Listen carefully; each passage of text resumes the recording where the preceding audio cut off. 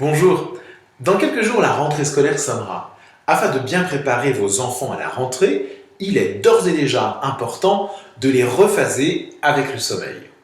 Le sommeil est primordial car il a un rôle réparateur pour l'organisme et participe aux étapes d'apprentissage et de mémorisation. Les enfants qui réussissent le mieux, qui apprennent et retiennent le mieux, sont ceux qui dorment suffisamment. Comme le sommeil de l'adulte, celui de l'enfant est organisé en cycles. Il commence par une phase d'endormissement, puis des cycles de sommeil se succèdent.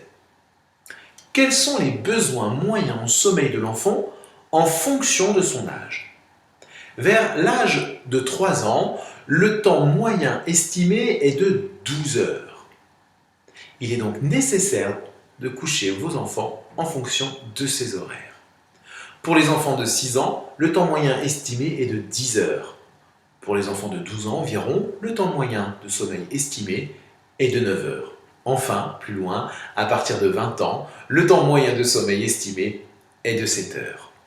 La régularité des heures de coucher et de lever est importante pour l'équilibre de votre enfant.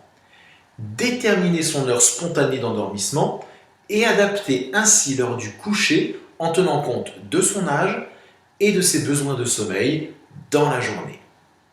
Il est possible de maintenir des horaires réguliers sans variation trop importante, bien sûr, tout en conservant une certaine flexibilité les soirs de fête par exemple, ou dans le cadre de réunions familiales.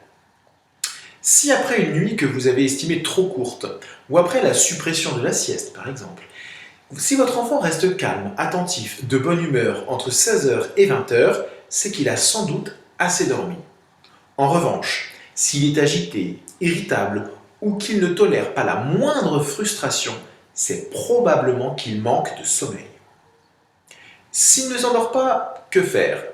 Il est bon et important d'instituer un rituel du coucher avec l'enfant, comme raconter une histoire ou bien parler tout simplement de ce qui s'est passé dans la journée, dire bonne nuit à demain matin, mais il faut éviter de rester dans sa chambre jusqu'à ce qu'il s'endorme.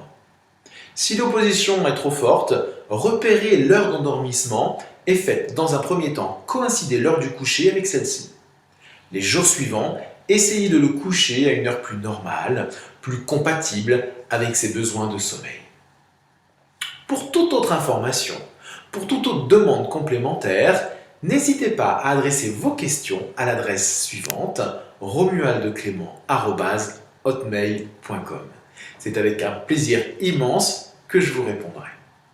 Je vous remercie d'avoir regardé cette vidéo jusqu'au bout. À très bientôt.